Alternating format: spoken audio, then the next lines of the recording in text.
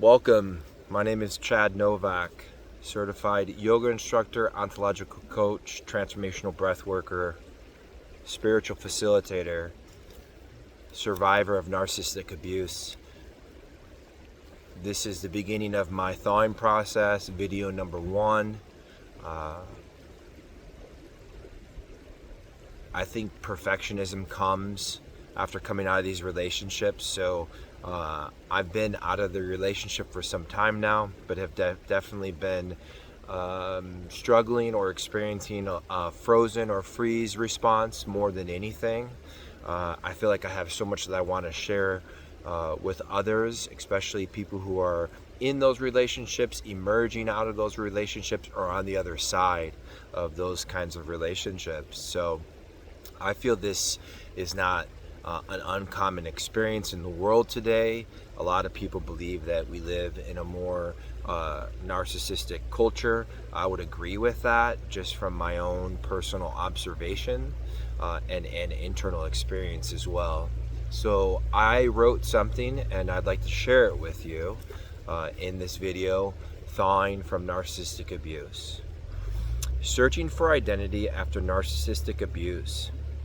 It's a disorienting and confusing experience to emerge out of. Think caterpillar, cocoon, butterfly.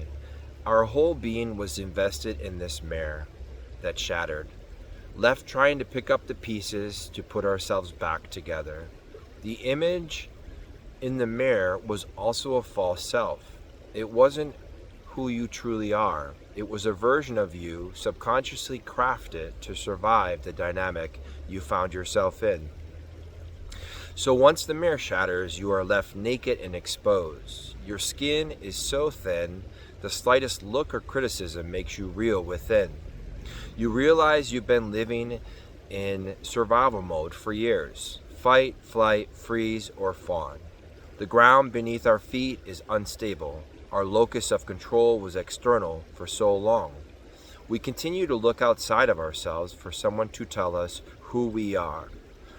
There is no shortage of people outside of us who are willing and ready to tell us who we are. We feverishly seek for identity outside of ourselves. An exhaustive search ensues in earnestly.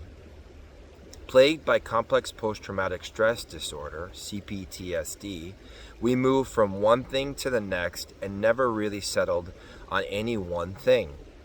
Getting caught in the traps and cults along the way, even if it's a cult of one in partnership, seeking and searching until grace arrives.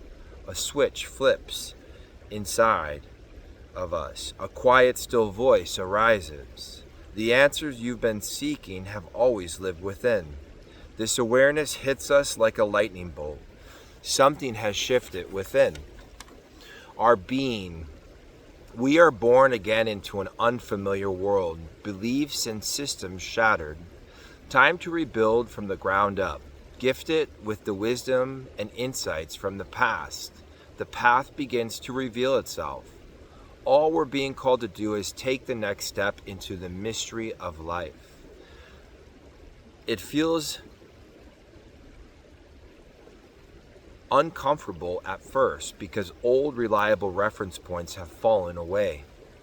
New ones are being called to be erected. Ones aligned with love, compassion, authenticity, and sovereignty. It is up to each one of us to do our part in erecting this new world that wants to emerge, aligning with our authentic beingness and having the courage to live from that place. I wrote that a while back, and I think it is it just shares kind of the experience of what it feels like emerging out of these dynamics. And now that I'm on the other side, I've experienced, the fight response, or the desire to fight, to call out, to put them in their place, to get justice. I've felt that. I don't really feel that anymore. I don't want to fight this energy because I know that it feeds this energy. The flight response, I sold my house and traveled for 3 months. leaving behind my 4 daughters and really not knowing when I wanted to come back. So I did the whole flight thing. I flew, right? But one of the things I realized is that the narcissist interjects are inside of our minds. I've heard it in many videos. It's a real thing, right? So no matter where you go, there you are. There they are. There the interjects are wherever you go. So flight works for a little bit, maybe to remember who you are, to re-embody who you truly are, so you can re-engage the experience. But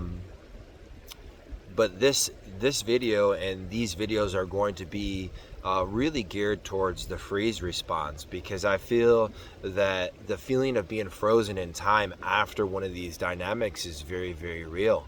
And so we can spend hours and hours searching, studying, researching, but all that is doing is keeping us more stuck and paralyzed in this experience, right? And I feel if you're watching this, your soul wants to emerge. Your soul wants to share its unique gifts with the world of beingness. So maybe it is doing videos like this. Maybe it's not. Maybe it's writing. It could be anything.